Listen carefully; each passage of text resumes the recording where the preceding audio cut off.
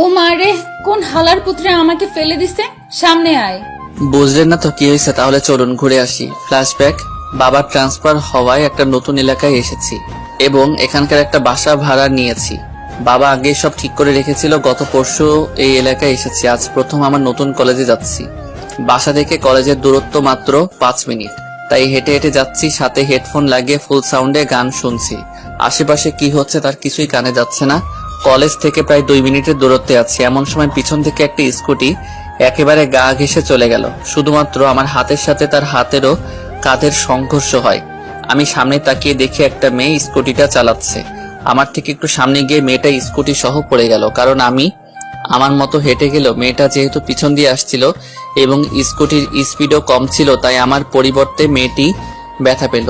আর পড়ে গিয়ে তো প্রথম উক্তিটি বলেছে তা তো আপনারা শুনেছেন। বর্তমান মেয়েটির একটা পাও এখনো স্কুটির নিচে আটকে আছে। মেয়েটি বসে থাকায় স্কুটি সরাতে পারছে না। এখনো মেয়েটির ফেস দেখতে পেলাম না। মেয়েটি বসে সামনের দিকে ঝুঁকে পা বের করার চেষ্টা করছে, ফলে তার চুলগুলো সামনে এসে ফেসটা ঢেকে রেখেছে। মেয়েটি অনেক চেষ্টার পর যখন পা বের করতে পারলো না, তখন সোজা হয়ে বসে ফেসের উপর পড়ে থাকা চুলগুলো কানের পিছে নিয়ে গুজে দিল আর আশেপাশে তাকালো।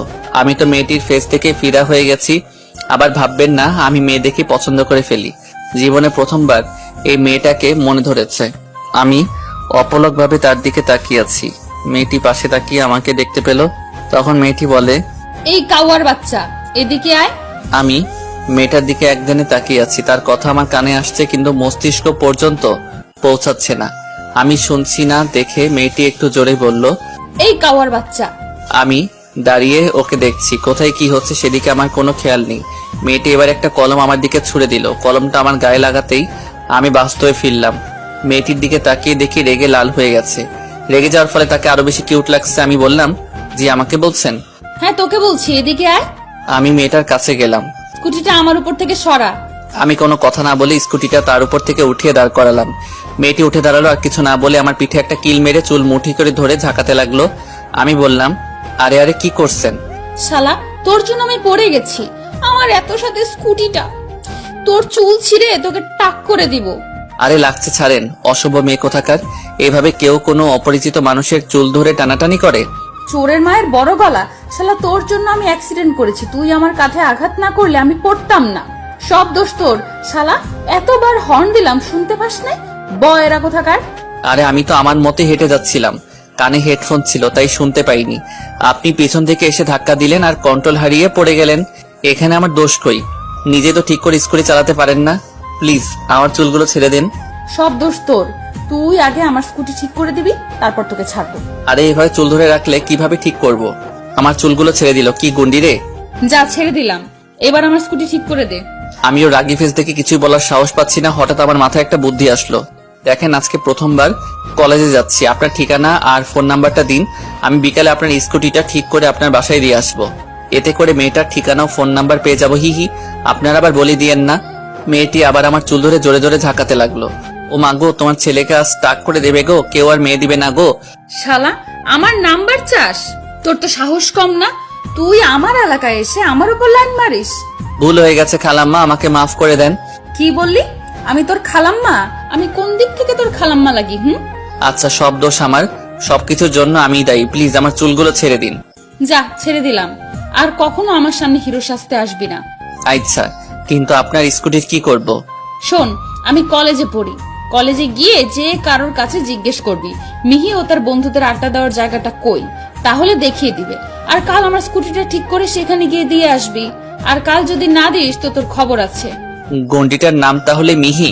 ঠিক আছে, আমি কালই আপনার স্কুটিটা দিয়ে দিব। আর আমিও ওই কলেজেই ভর্তি হয়েছি। ওই, তোর নাম ঠিকানা বল, যদি আমার স্কুটিটা নিয়ে পালিয়ে যাস।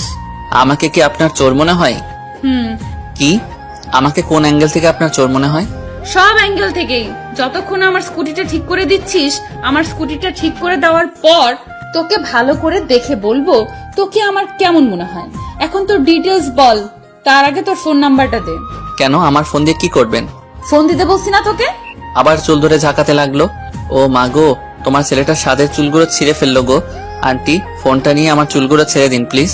ফোনটা এক হাত দিয়ে নিয়ে অন্য হাতে চুলগুলো ধরে জোরে একটা ঝাঁকুনি দিয়ে ছেড়ে দিল। সাথে হেডফোনটাও নিল। আমি আহ করে উঠলাম। এটা আমাকে আন্টি বলার শাস্তি। এবার পরিচয় দে, মিথ্যা বললে ফোন পাবি না। আমার নাম মেঘ, নাম তো শোনাই হোগা। ওই শালা, তোরে এত ভাব নিতে বলছি, ঠিক করে বল। বলছি আমি মেঘরাজ, সবাই মেঘ বলে ডাকে। বাবা সরকারি কর্মকর্তা, এখানে এবার ট্রান্সফার হয়ে এসেছে। মা গৃহিণী, ফ্যামিলিতে আরেকটা বড় ভাই ও ভাবি আছে। আমি এবার অনার্স প্রথম বর্ষের ছাত্র, বড় ভাই জব করছে। এবার আমার ফোনটা দিন। আর আপনার পরিচয়? আমি মিহি, আর কিছুই তোর জানার প্রয়োজন নেই। কাল যদি আমার স্কুটি না দিস তাহলে আমার ফুল পরিচয় জানতে পারবি। যা ভাগ। মেয়েটি না না মিহি চলে যেতে ধরলো। আমি স্কুটি ধরে দাঁড়িয়ে আছি। এই রে, গ্যারেজ কোথায় এটাই তো জানি না।